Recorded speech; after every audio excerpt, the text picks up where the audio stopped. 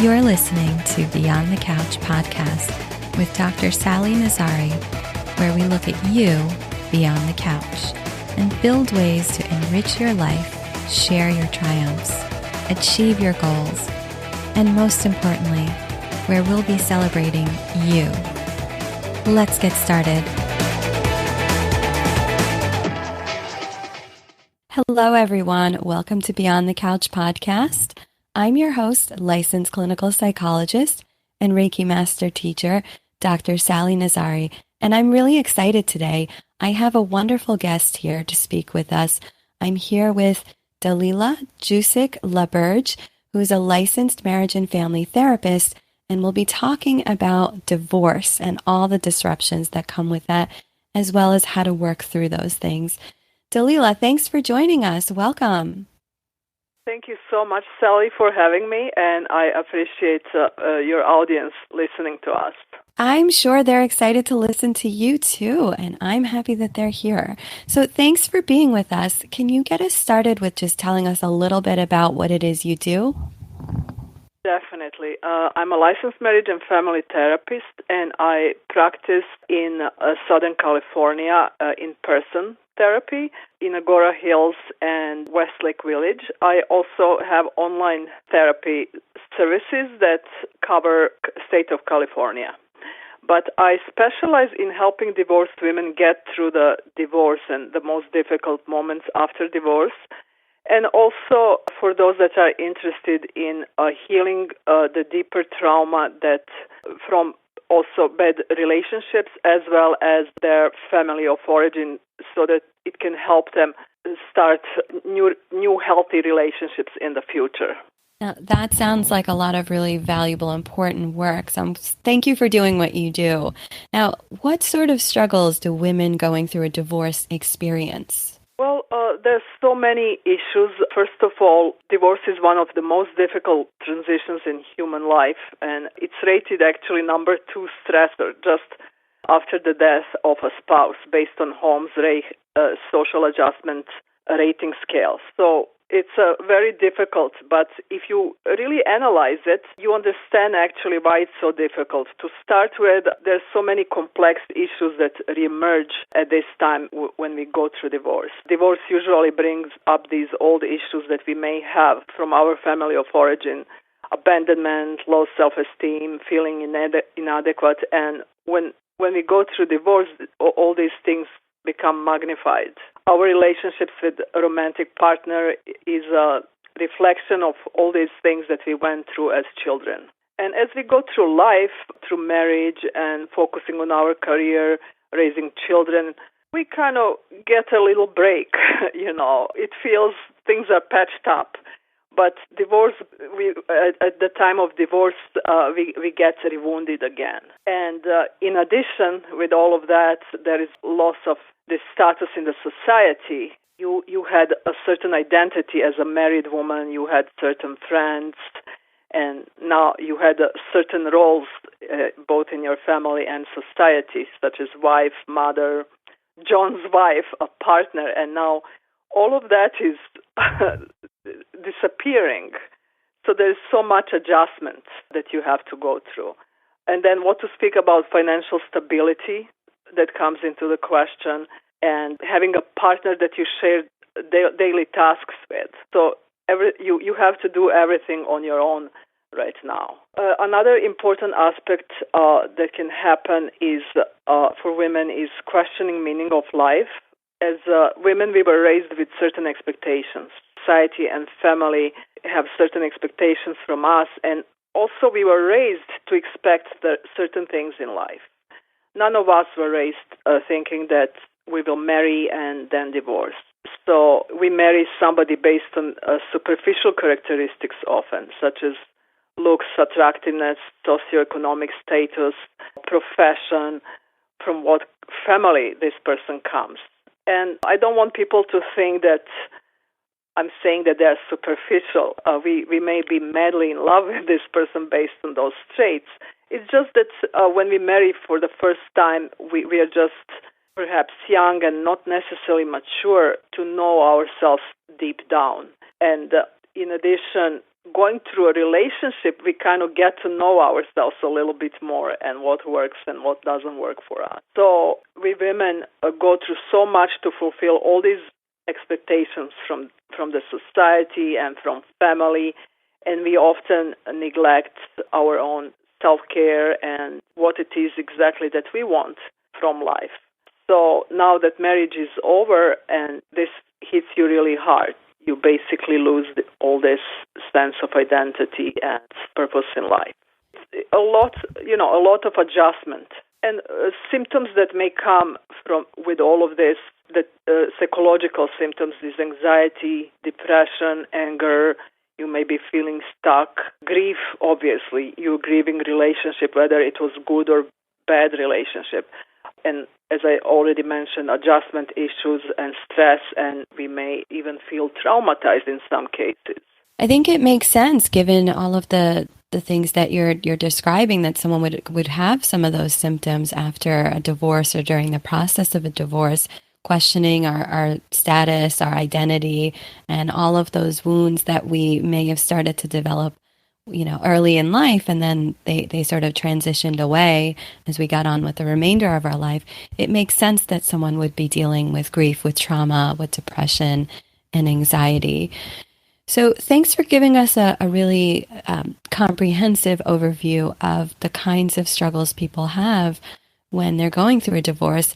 Now, let me ask you, how does therapy make a difference in navigating those kinds of disruptions that can come with the divorce process? Therapy can be very helpful at these times.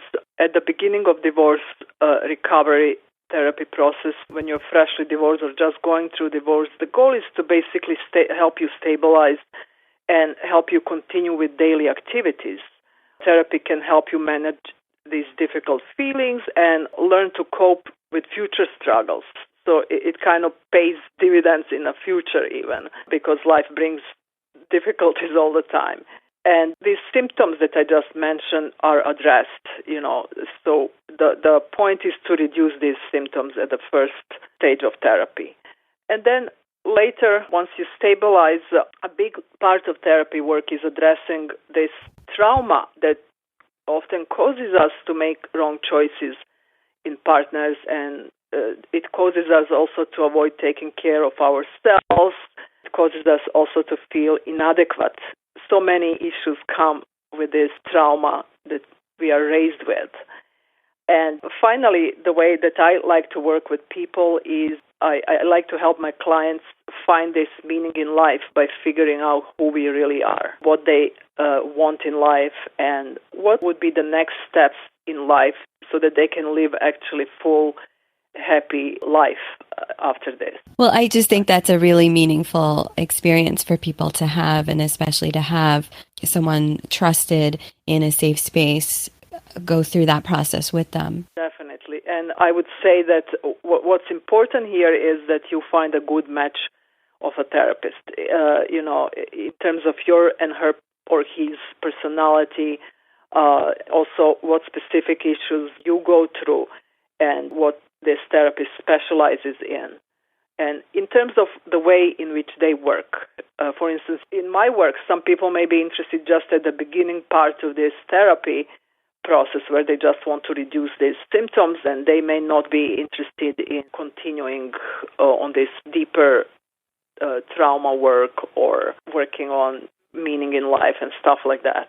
You make a really good point that the fit between what we're looking for and, the person we bring on board to help us through the process is really the key to what kinds of outcomes we have. And a lot of research does support that, especially with therapy, psychotherapy as well. So while we're discussing, our goals and needs, navigating a divorce, how can people start taking care of their needs during a divorce? Well, it's important to know that you can get through this, although it's a very difficult transition in life. But I want to emphasize that you shouldn't do it alone. Find some support. We are simply not meant to do these difficult transitions alone in life. Choose your support at this time carefully, though. I would also like to emphasize that because, as you know, some family and friends may be really good for you, and some may aggravate you even more in spite of their best intentions. All of us probably already know who I'm talking about in our own lives. And just don't feel ashamed and don't isolate yourself. Your anger, confusion, feeling lost, frustration is just normal, and that's what we all go through when we go through these difficult transitions.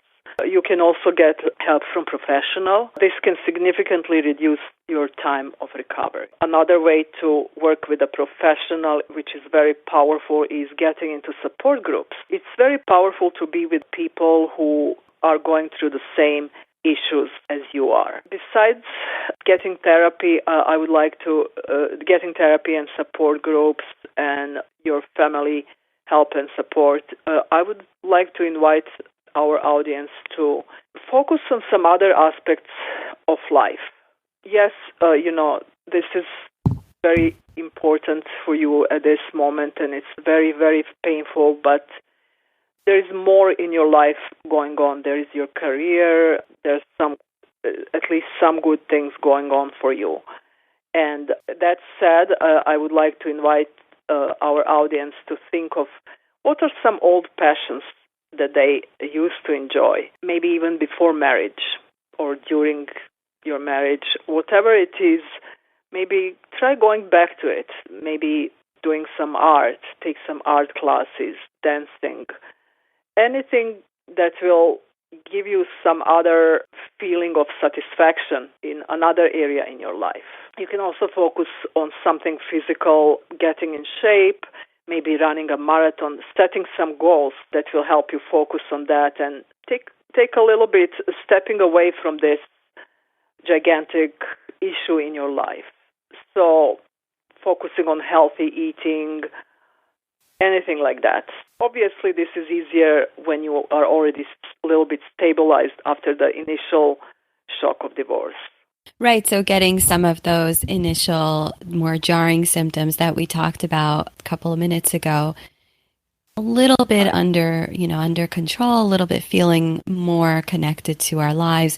And then that way going on to continue building on that and cultivating that sense of identity that has now been shifted that you mentioned. I think that's a beautiful suggestion. I think an important one that most of us can lose sight of when we're going through something as disruptive as a divorce, but it's also, here's an opportunity now to establish and create a deeper, more fulfilling identity that's connected to ourselves. I really love that suggestion. You said it so beautifully. All my points, you kind of put it in such a beautiful way. Thank you so much. Well, thank you for that valuable information. I think, you're bringing to light something that people do need to be aware of and attend to during this process, yet it's something that can be so difficult for us to even remain cognizant of. So thank you. Now, Dalila, is there anything else that you'd like to add? Well, I want our audience to know that as difficult as this is, and I said that already, but I know that you can get through this. And not just that you can get through this, you can emerge even happier than ever before. In my belief, happiness is partially a skill as well, and I believe that you can accomplish this as well because you accomplish so much in life. Perhaps having children, career.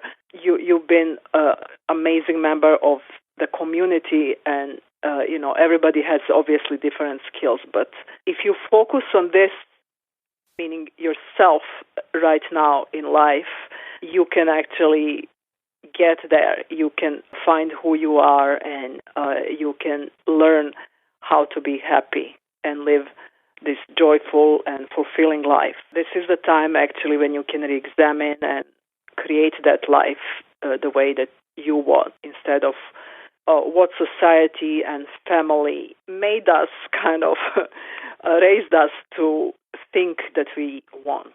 I'm not going to lie to you, it's going to be hard, but it's so well worth it, believe me. I went through that myself. I'm talking from my personal experience, but also as a professional specializes in this. Absolutely, and thank you for sharing that with us. So, let me pose a challenge to you. How would you wrap up your message to our listeners today in 3 sentences? Don't be ashamed. You can get through this and take care of yourself. I think those are 3 really important key components of navigating this process. And you've done a beautiful job today of just sharing some ways that people can do all 3 of those things. So you've given us so much information today, Dalila. After all of this valuable content, I know people are going to want to reach out to you. How can people get in touch with you and your practice if they have any questions? They can reach me on my website, behereandnow.com. Simple as that. It's easy to remember. They can read my blog or watch my videos. They can also follow me on Facebook, Twitter, or Instagram. Instagram is not quite, I'm not quite proficient at it, but definitely Facebook or Twitter. So thank you so much for being here today, Dalila. I really appreciated all of the information you've given us and just talking to you about this process. And I think our listeners also, they've gained so much from it. So thanks again. It was such a pleasure. Thank you as well. I really appreciate this opportunity. Thank you, everyone, for listening. It was such an exciting discussion here, and we've learned a lot of information. And I look forward to connecting with you guys again next time. Until then, take care. Thanks for listening to Beyond the Couch podcast, a space for celebrating you. The contents of this episode are for informational and supplemental purposes only, and not a substitute for professional services. For more access to you beyond the couch, check out www.drsallinazari.com.